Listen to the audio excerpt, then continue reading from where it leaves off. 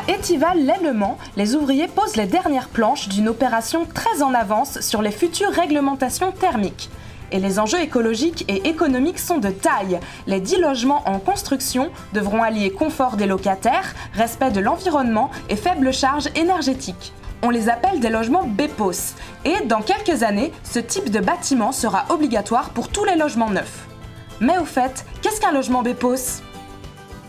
Un logement BEPOS, c'est un logement à énergie positive, c'est-à-dire qu'en fait, il génère plus d'énergie qu'il n'en consomme. Le but étant d'avoir une maison passive avec un équipement qui permettra de générer de l'électricité. On sait qu'on n'a plus pour très longtemps d'énergie fossile, donc autant prendre un peu d'avance et puis commencer à découvrir l'avenir. Au début, on ne savait pas que ça existait en Sarthe, mais quand on l'a su, ça a été notre choix vraiment prioritaire. Nous, on voulait sortir du Mans, donc s'expatrier à la campagne. Forcément, maintenant, l'économie d'énergie, et on va le voir sur la facture, et ça, oui, c'était déterminant. La commune d'Étival devait réviser son plan d'occupation des sols qui devait passer en plan local d'urbanisme, tout simplement. Et nous souhaitions que les futures constructions, les futures opérations sur le territoire de la commune soient exemplaires en matière d'environnement.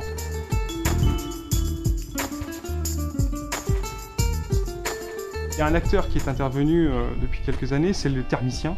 Avec les réglementations thermiques évoluantes, il a trouvé sa place. Aujourd'hui, dès la conception, dès les premières esquisses, on le consulte.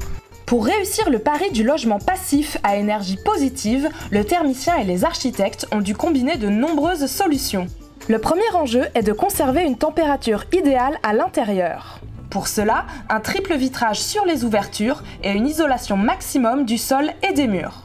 Il faut savoir que les murs font plus de 40 cm d'épaisseur, avec le bardage en bois, un pare-pluie, ensuite on a une plaque de bois, 23 cm de ouate de cellulose. Ensuite on va avoir à nouveau du bois, et ensuite on aura un isolant de 10 cm, puis la plaque de plâtre et le pare-vapeur qui s'est glissé entre la plaque de plâtre et la ouate de cellulose. Donc déjà c'est une maison qui est très bien isolée, avec un système de ventilation un peu particulier. La partie basse, c'est un ballon d'eau chaude. Ensuite, sur la partie haute, c'est un échangeur.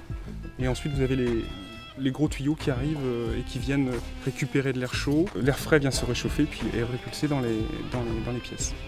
Un échangeur est donc un équipement qui réchauffe l'air entrant avec l'énergie prélevée dans l'air sortant. Et pour optimiser le logement au maximum, son orientation est également très importante. Les pare-soleil, situés au-dessus de la terrasse, permettent de capter les rayons du soleil en été pour alimenter les panneaux solaires et réchauffer le logement en hiver via les baies vitrées, le soleil étant plus bas à cette saison. Il faut quand même avoir des gens qui soient motivés par le développement durable, qui font leur choix d'appareils électroménagers pas trop consommateurs d'énergie. En effet, pour utiliser au maximum les ressources d'un logement BEPOS, il faut garder à l'esprit les quelques conseils suivants.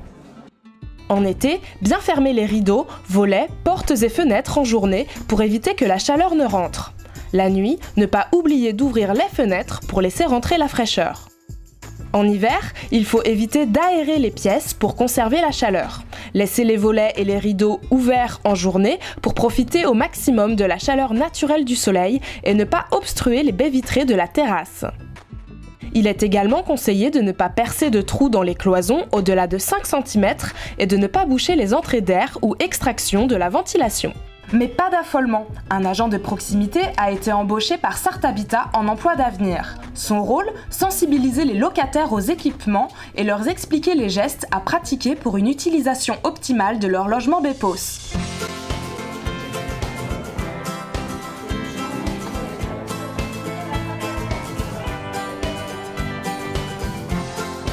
Les habitants sont soucieux aussi du développement durable. On y arrive et on a hâte que les locataires arrivent et puissent les tester et se rendre compte de l'effet positif de cette opération. Sarthe Habitat ne s'arrête pas à cette opération.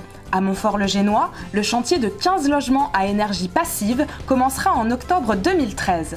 Sarthe Habitat est lancé, prêt à construire les logements de demain.